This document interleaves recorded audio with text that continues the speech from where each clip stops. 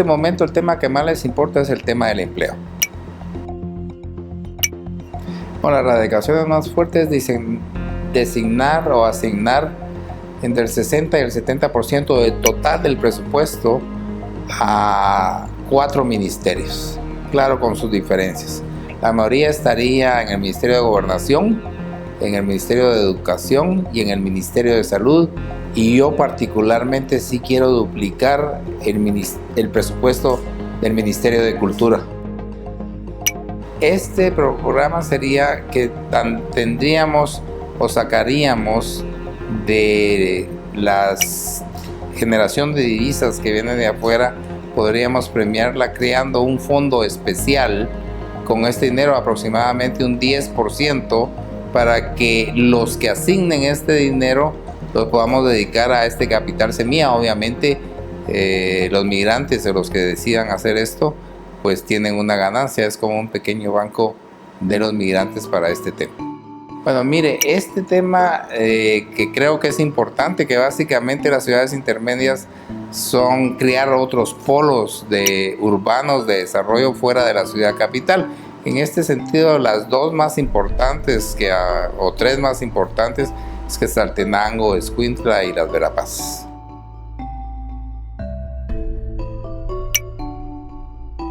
Hay una enorme discusión entre quién debe encargarse de la seguridad ciudadana, si es la Policía Nacional o como era en antaño el Ejército. Yo creo que es una combinación de las dos.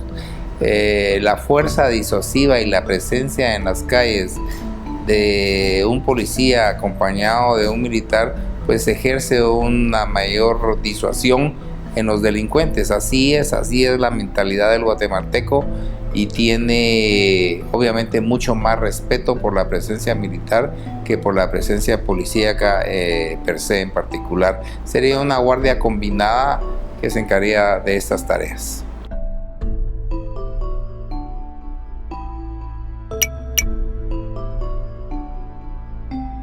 Esa fiscalía, que sería una fiscalía adscrita al Ministerio Público, sería la nueva CICIG. Básicamente las funciones fundamentales de la CICIG son investigación, es decir, fuera de la enorme burocracia que tenía, lo que tiene que tener la CICIG y el mayor aporte de la CICIG al Ministerio Público es investigación, es decir, con alta tecnología. Entonces habría que hacer la consulta con el Ministerio Público, con la señora fiscal, en qué podemos fiscalizar esa unidad de investigación. Obviamente le pongo transnacional porque la tecnología de investigación es mucho más avanzada fuera de Guatemala que aquí, y la estoy visualizando y le pongo transnacional no como un evento realizado por organismos internacionales, sino más bien a nivel bilateral con países que tengan un alto grado de tecnología en términos de investigación criminal.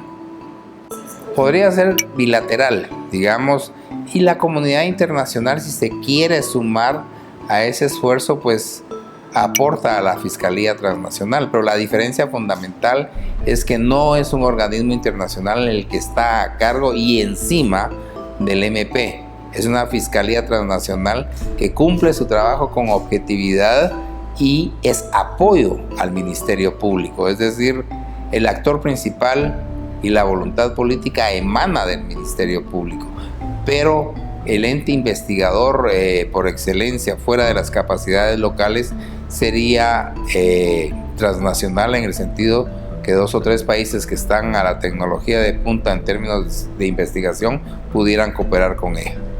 Bueno, no, el Ministerio Público y la Fiscalía estaría integrada por personal local y de algún otro país o países que quieran colaborar en este tema.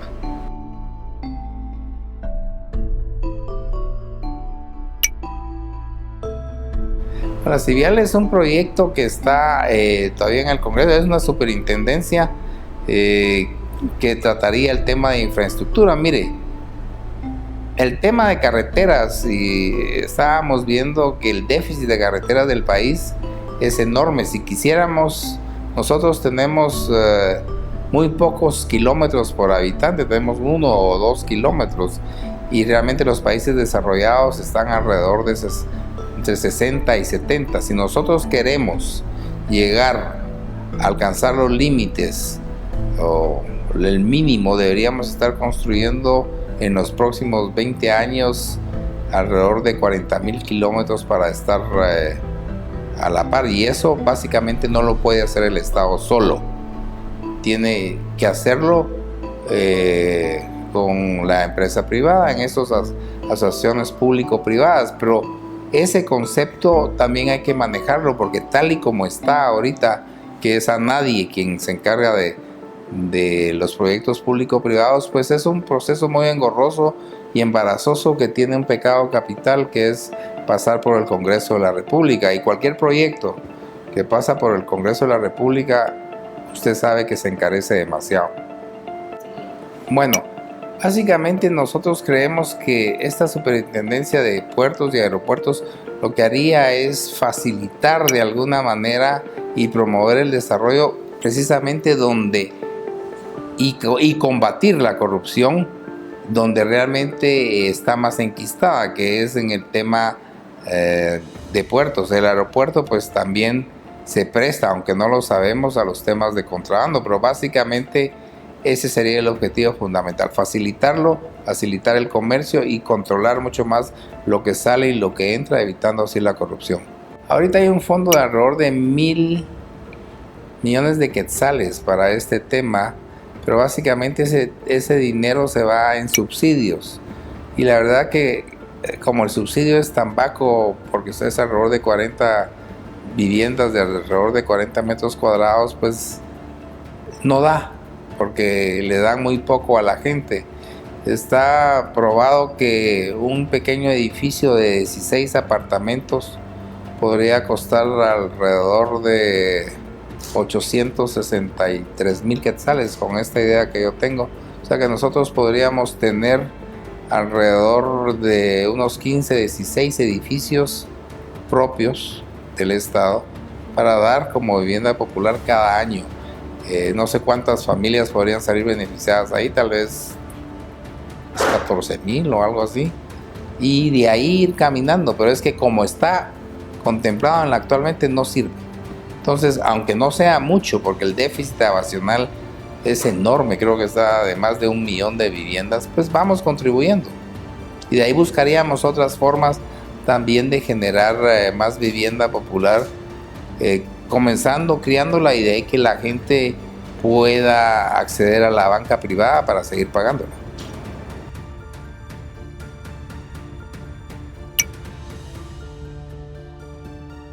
La colaboración fundamental en medio ambiente, que usted sabe que es una de las grandes preocupaciones de estos tiempos, es que permitiría el acceso a la población para estar enterada de lo que está sucediendo en el mundo en términos climáticos y en términos de medio ambiente, y el compromiso es hacer énfasis en unos 4 o 5 objetivos que están mencionados en esos numerales, que básicamente se refieren a agua, energía, medio ambiente, saneamiento ambiental.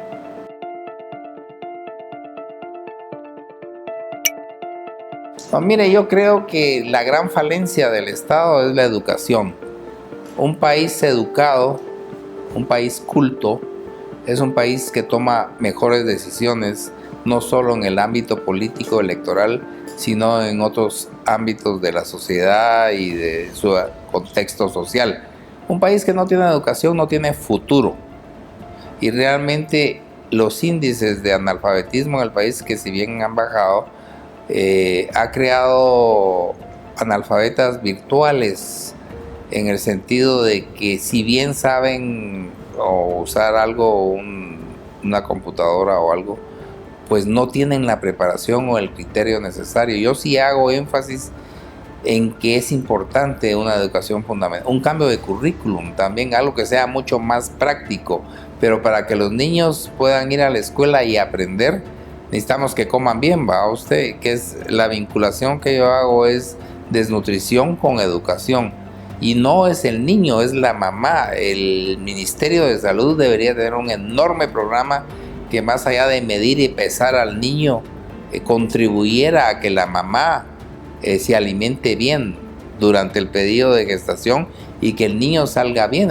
Ahí debemos invertir un montón de dinero y de esfuerzo, porque eso nos va a crear ciudadanos educados, ciudadanos con un acceso a un contenido curricular práctico. Y también insisto, porque es importante, que no sé si está ahí, pero la responsabilidad también debe ser asumida por los padres de familia, y también tenemos que mejorar la capacitación e información de los profesores, porque si los profesores están muy mal formados, pues obviamente los alumnos también. La educación es el único camino que tenemos como guatemaltecos para crear una sociedad con mayores oportunidades y con mayor criterio crítico. Mire, yo veo los libros y son básicos, aunque ha ido cambiando y los han estado adaptando a la historia, pero básicamente llega un momento en que salen maestros, salen profesores, pero ya estamos saturados de eso. Debemos tener una currícula que nos permita que el alumno que sale tenga una visión más práctica y habilidades mucho más prácticas también para poder reintegrarse a la sociedad de Guatemala y a los proyectos de empleo. Una de las grandes quejas de las evaluaciones que hacen los inversionistas extranjeros a la hora de invertir en Guatemala es la materia prima, el recurso humano. ¿Qué calidad tiene? ¿Qué capacidades tiene? ¿En qué está educado? ¿Qué idiomas habla? Y cuando no encuentra, se va a otro lado, por supuesto, fuera de las otras características de la competitividad, que es infraestructura, telefonía, la autopista mediática, en fin, reglas del juego claras, Estado de Derecho. Pero eso es fundamental, pues seguimos aprendiendo lo mismo. La educación ya no es un elemento de ascenso social o laboral.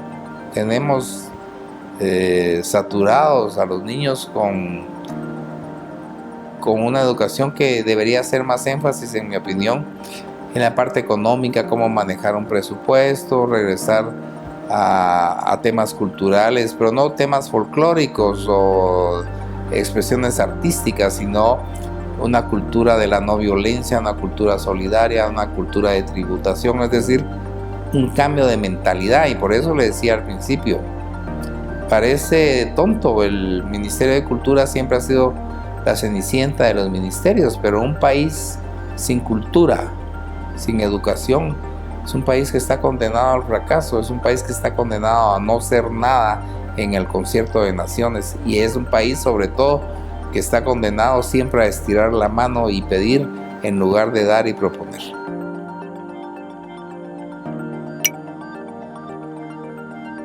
Bueno, si esto se ha usado en otros países donde no existe infraestructura, o es muy lejos, o hay poblaciones que por alguna circunstancia geográfica resultan prácticamente inaccesibles. Ahora la tecnología del dron es relativamente barata, y en ella usted puede poner un cargamento de medicinas, de vacunas, que realmente llegan mucho más rápido, mucho más práctico, y la gente que lo recibe está preparada para ponerlas. Es decir, es una idea que avanza, que es barata y es de futuro, y en países como el nuestro es altamente aplicable por no solo la infraestructura vial, sino por las condiciones geográficas del país.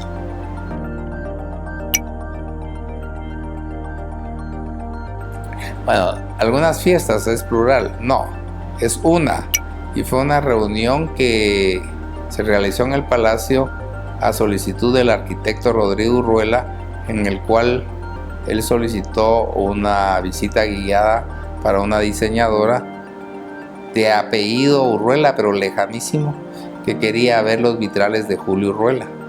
Él invitó, se le dio, autorizaron los permisos y se hizo la visita guiada y el vino de honor.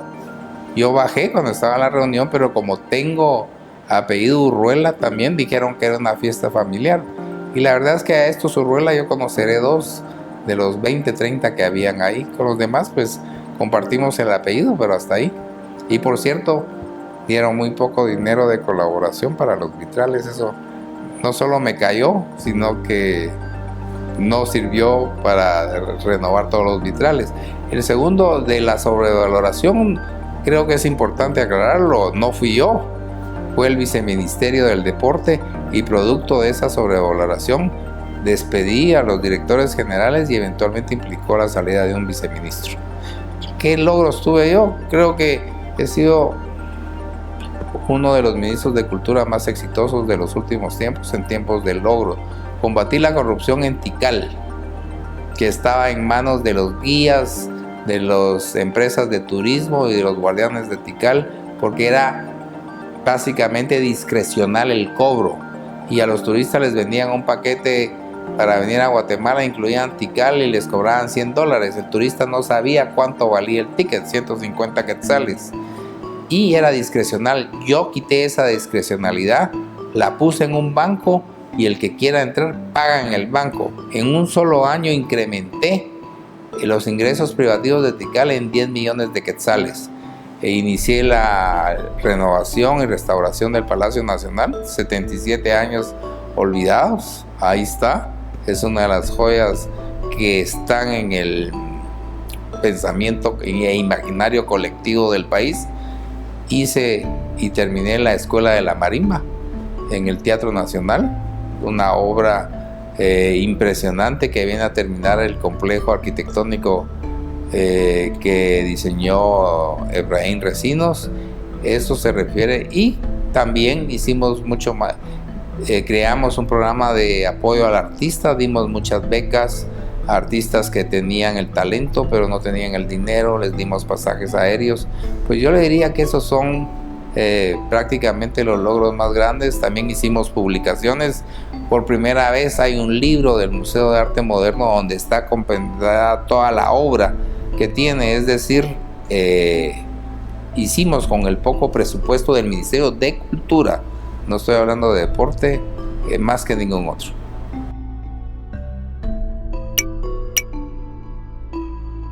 Sí, bueno, obviamente el equipo de campaña es el equipo de campaña del partido. Son alrededor de 6-7 personas.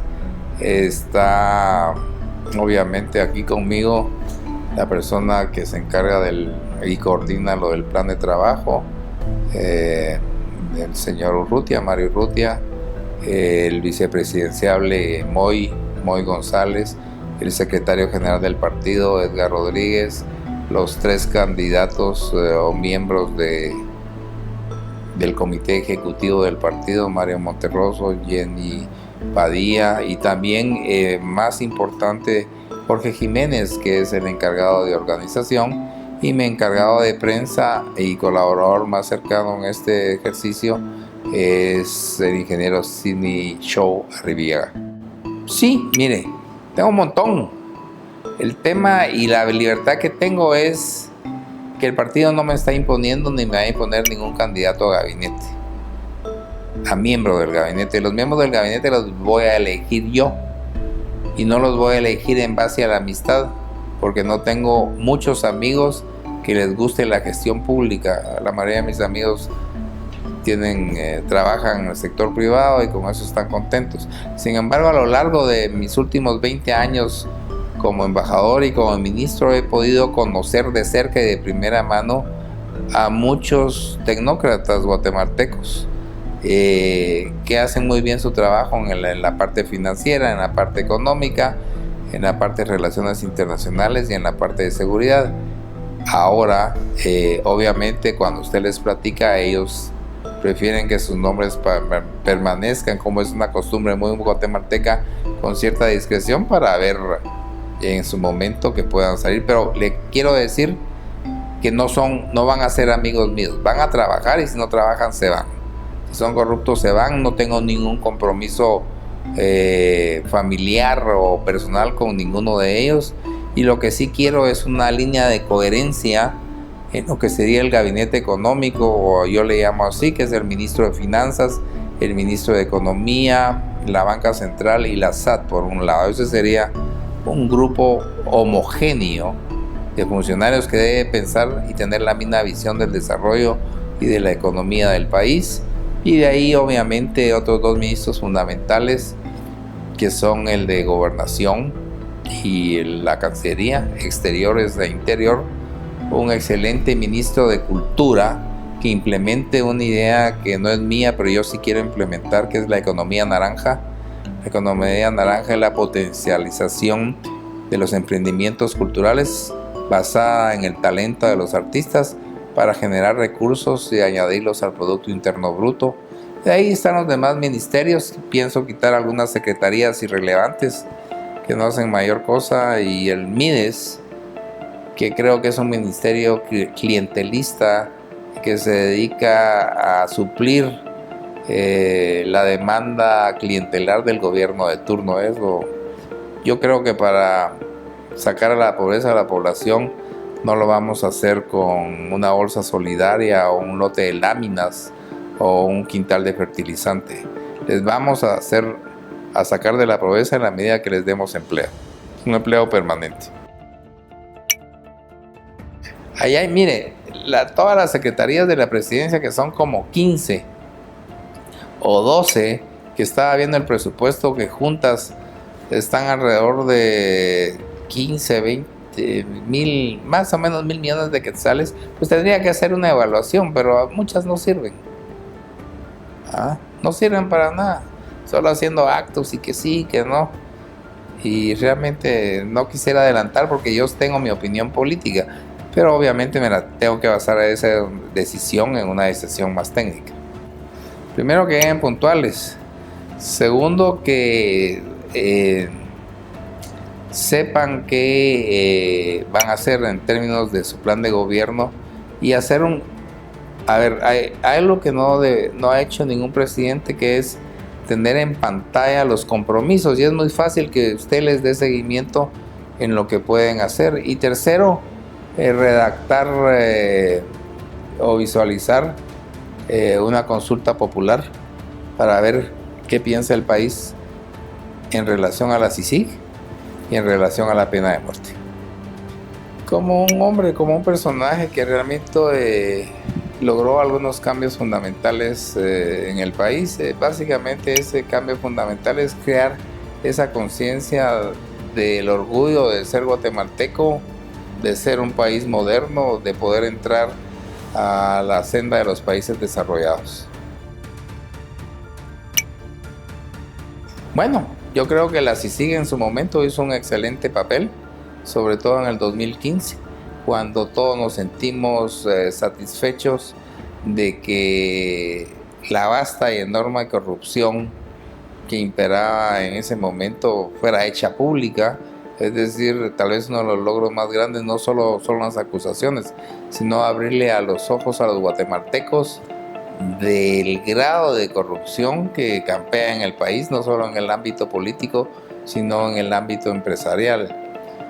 Creo yo que ese es su mayor logro. Desafortunadamente también tiene enormes defectos, o tuvo enormes defectos, y estos son la burocratización, la politización y la ideologización del ente director. En ese sentido, crearon y formaron una estructura para formar una candidatura presidencial íntimamente vinculada en el imaginario colectivo al tema de la corrupción. Yo creo que la justicia y la CICIG en este caso particular, que es la que lleva y consigue las pruebas, pues desafortunadamente se extralimitó en las funciones originales que tenía e intervino en otros ámbitos del quehacer y de la política nacional en los cuales no tenía nada que hacer.